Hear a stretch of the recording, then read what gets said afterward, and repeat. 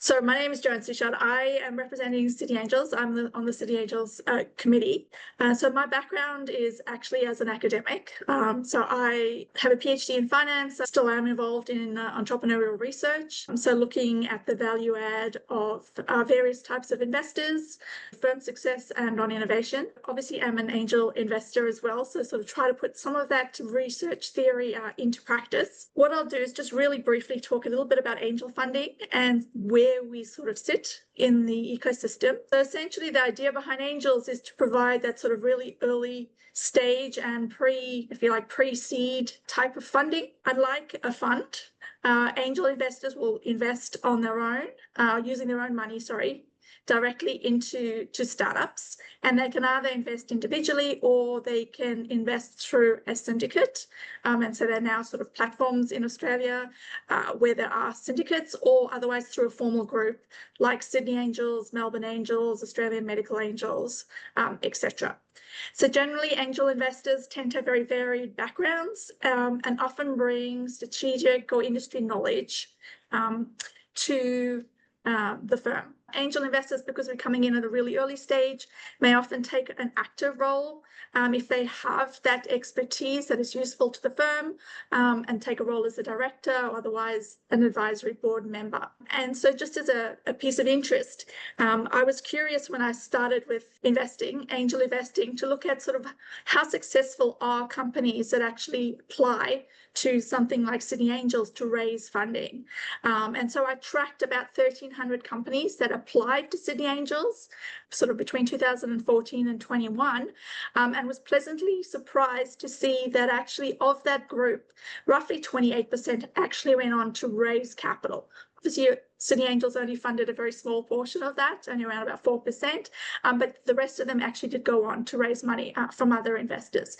So this does suggest that we have, a reasonably vibrant ecosystem at the early stage. And we've seen sort of, I think more recently, we've seen a lot of sort of traditional VC funds getting more involved in the really early stage, and investing, particularly with AI companies, investing at extremely early stages. So just to start off, some general tips. Founders, know your investors. So do your research. Are they a good fit? What were their prior investments? What were the sort of dollars invested? And what are they going to offer startups? Are they passive? Are they active? Do they have good networks? If you're looking to expand internationally, do they have networks within those markets? Understand their process. So what are the criteria? How do they screen deals?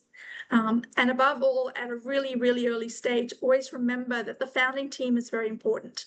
Your idea may still be fairly early stage, and so you need to credentialize yourselves and definitely include or sell why you are the best team or people to run with your idea or your business. And another suggestion is to benchmark your valuation.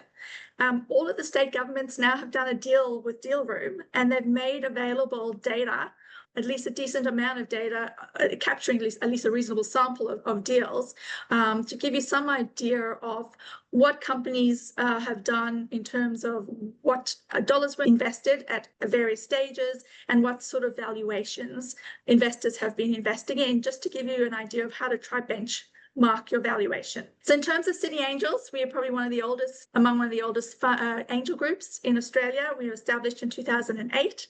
It's very much a team-based investment process. Both individual angels and our sidecar fund, which is a benefit of Sydney Angels, I think we're the only angel group with a sidecar fund, have invested over $40 million in now more than 91 early stage startups, and these have all gone to attract 19 more times capital in later rounds. So we're generally agnostic about our business model and industry, and we'll look at pre-revenue and early revenue startups with at least a working prototype.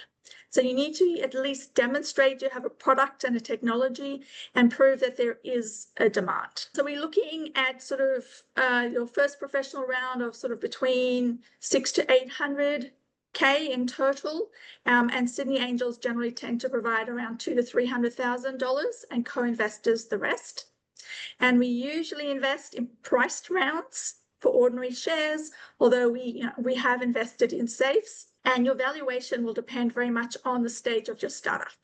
Historically, we looked at valuations below 4 million, but that has obviously trended up over time, and it does very much depend on your industry and on your stage. And we have a group of over 100 members, all with extensive knowledge and experience across diverse industries and technologies. And in terms of our process, we have sort of a 4-stage process, and this is perhaps unique to Sydney Angels. Obviously, each investor group or every syndicate will have their own process, but we sort of have a process whereby a startup will apply, and usually it's a sort of a 2-pager type summary.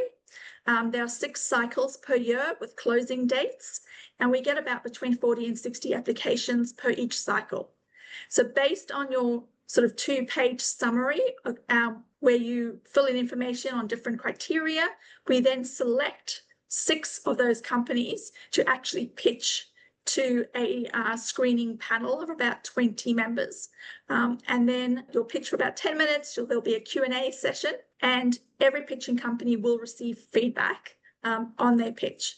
And from this top 6, we then select 3 companies using a scoring system that then go through to a members meeting where they then will pitch to all of the members. It's Sydney Angels, and then this is where syndicates get formed that will then undertake more due diligence on the company, and eventually with some of them will actually invest. We invite all founders to apply online through our website. We're looking for concise answers to the questions in the short application form, and always stress that there are no fees at any part of our process. And so, different angels will obviously have different criteria, different selection processes. I suggest that you sort of at least potentially reach out to the various angels in terms of asking for advice or asking questions or to other types of investors. And I think it's about developing relationships as well as simply just cold emailing and sort of cold applying for funding. Obviously, it's super competitive in terms of raising capital, and always remember that it always takes you much longer than you anticipate.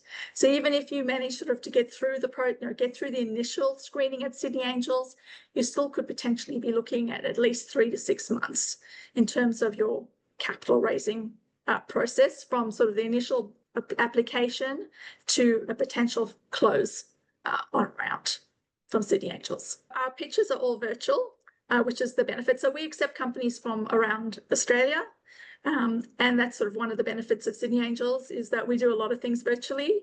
So all our screening, our pitching is virtual, our meeting with founders is virtual as well. But there may be obviously opportunities if our members are located in the same city as you to actually meet in person with if you're going through sort of the due diligence process. But it's quite efficient at least from the founder perspective, in that we do a lot of things virtually. But we do include I think we do include New Zealand companies. I should have double checked.